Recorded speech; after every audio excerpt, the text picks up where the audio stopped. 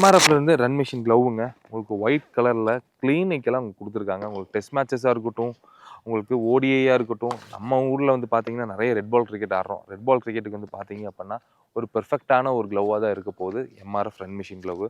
உங்களுக்கு வந்து பார்த்தீங்க அப்பன்னா, ஸ்ப்ளிட் ஃபிங்கர்ஸ் குடுத்துருக்காங்க. ஸ்ப்ளிட் ஃபிங்கர்ஸ் குடுத்துருக்கனால உங்களுக்கு இந்த ஃபிங்கர்ஸ் மடங்குறது அப்படிங்கிறது ரொம்ப ஈஸியா இருக்கும். சாசேஜ் ஃபிங்கர்ஸ கம்பேர் பண்ணும்போது.